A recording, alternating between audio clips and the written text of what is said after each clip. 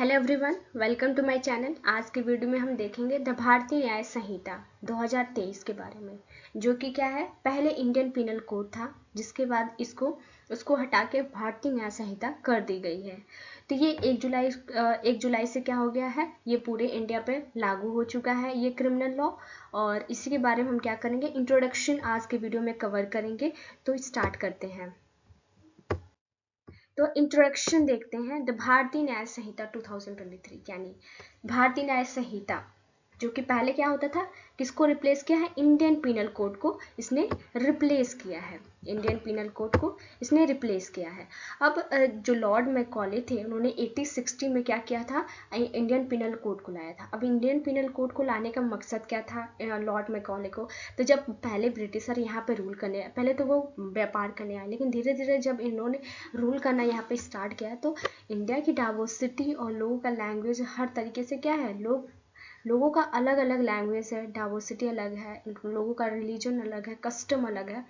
तो ब्रिटिशर को यहाँ पे क्या होता था, लोगों को मतलब रेगुलेट करने में उन्हें बहुत दिक्कत होती थी, तो वो समझ नहीं पाते थे। तो उन्होंने एक ऐसा मतलब सोचा कि क्यों ना एक ऐसा क्रिमिनल लॉ लाया जाए जिसके थ्रू क्या किया जाए, पूरे इंडिया को एक मतलब एक लॉ के थ्रू क्या किया जाए, गवर्न किया जाए पूरे इंडिया के लोगों पर। तो उन्होंने लॉर्ड मैकॉले ने 1860 में क्या किया था, इंडियन पिनल कोड को लाया था। तो उसी के थ्रू वो क्या करते थे, गवर्न करते थे।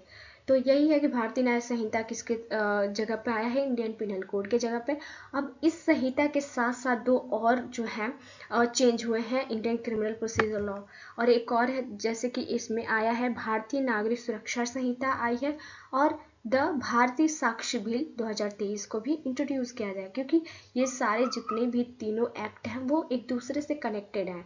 तो अगर हम भारतीय न्याय संहिता के क्या करें, अगर हम चेंज करते हैं तो हमें इंडियन प्रोसीजर लॉ को भी क्या करना पड़ेगा, चेंज करना पड़ेगा। तो उसकी जगह पे ये तीनों और साक्ष्य बिल को भी लाया गया है। तो ये तीनों क्या है, ये तीनों इंट्रोड्यूस किए गए हैं उसके जगह पे। तो ये तीनों कंप्लीट हुए हैं, और हमारे जस्टिस सिस्टम में क्रिमिनल जस्टिस सिस्टम का क्या है, एक पार्ट है तीनों। इसी के थ्रू तो क्या हो रही है, पूरी कंट्री गवर्न हो रही है।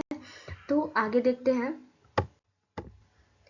अब देखते हैं जैसे कि प्री इंडिपेंडेंस क्रिमिनल लॉज, यानी कि जैसे कि इंडिपेंडेंस से पहले जितने भी क्रिमिनल लॉज थे, पहले तो ब्रिटिशर यहाँ पे रूल करते थे। तो ब्रिटिशर ने अपनी मतलब प्रोटेक्शन के लिए, अपने कॉलोनियल इंटरेस्ट के लिए, लोगों के ऊपर रूल करने के लिए, कंट्री को मेंटेन करने के लिए उन्होंने क्या किया था, 3 क्रिमिनल लॉ को इंट्रोड्यूस किया था। तो वही जो कि स्पेशली जो कॉम्प्रहेंसिव इंडिया की जो comprehensive review of criminal law, specially Indian penal law को मतलब कि इंडियन पिनल लॉ की हम यहाँ पे बात कर रहे हैं, भारतीय न्याय संहिता की बात कर रहे हैं। तो लॉर्ड मैकॉले जो थे 1860 में इंडियन पिनल कोड को लाते हैं, इंट्रोड्यूस करते हैं। और वो उनका एक ही मकसद था कि जैसे कि ये कंट्री में बहुत ही डाइवर्सिटी है, बहुत ही सारे रिलीजन के लोग यहाँ पे रहते थे, लोगों की अलग भाषाएं थी, अलग कल्चर था। तो उनके थ्रू अगर देखा जाए, उनका अलग कस्टम था, तो उनके थ्रू उनको रेगुलेट करना बहुत ही मुश्किल काम था।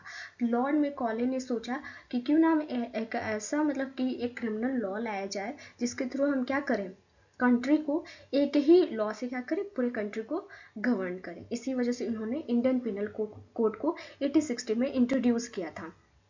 उसी को मतलब सुपरसीड कौन किया है, भारतीय न्याय संहिता, उसी के रिप्लेस करते हुए, इंडियन पिनल कोड को रिप्लेस करते हुए भारतीय न्याय संहिता 2023 में लाई गई है। ठीक है, होम मिनिस्टर होम अफेयर के द्वारा। फिर यहाँ पे देखा जाए, जो कमेटी है, उन्होंने मतलब कि बहुत ही यहाँ पे जैसे कि ड्राफ्टिंग जो कमेटी थी, उन्होंने बहुत सा क्रिमिनल लॉ में अमेंडमेंट की, कॉम्प्रहेंसिव अमेंडमेंट की। 4 साल के डिस्कशन के बाद उन्होंने न्यू लॉ को क्या किया, बनाया। और इससे मतलब इस प्रोसेस एक जो प्रोसेस है वो 4 साल तक था। इन्होंने 4 साल से वो डिस्कशन कर रहे थे, क्या क्या इसमें अमेंडमेंट की ज़रूरत है, कि क्या क्या इसमें नए जो लॉ है क्या लाए जा सकते हैं। जैसे कि हम देखें, कम्युनिटी सर्विस है को ऐड किया गया है एज अ पनिशमेंट। पहले 5 पनिशमेंट थे, लेकिन अब 6 हो गए हैं।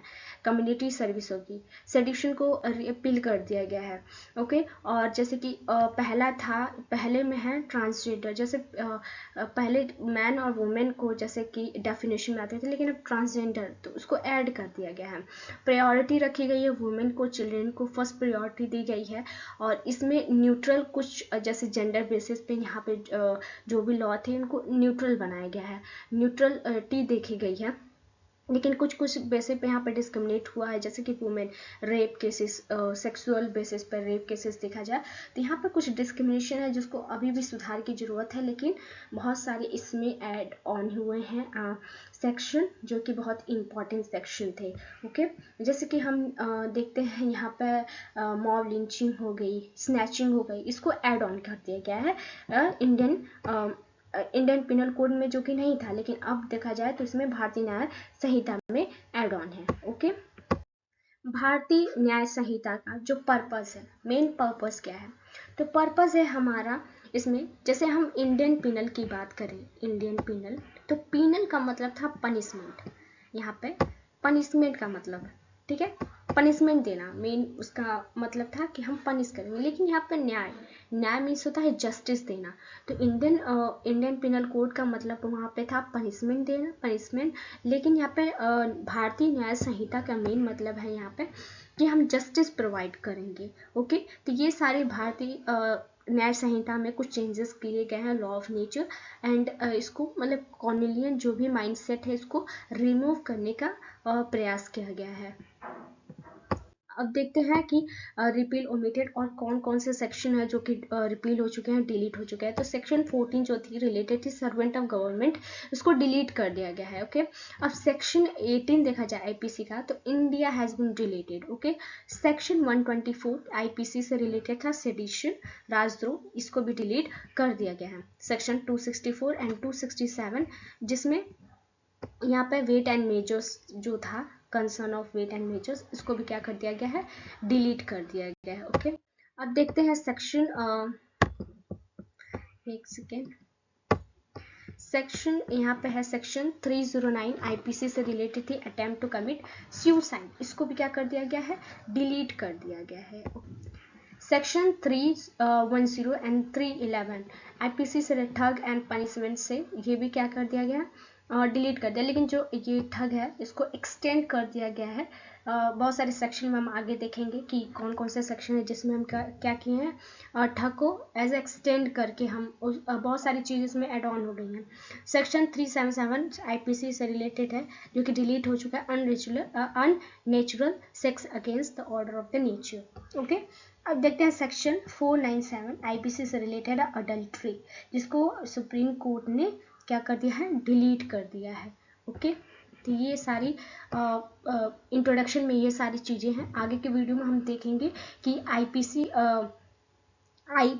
लॉर्ड मैकॉले का पूरा इंट्रोडक्शन, हिस्ट्री वगैरह देखेंगे और हम उसमें देखेंगे डेफिनेशन वगैरह को कवर करेंगे। तो आज का वीडियो अगर अच्छा लगे तो प्लीज़ लाइक करें, सब्सक्राइब करें, वीडियो को शेयर करें। Thank you.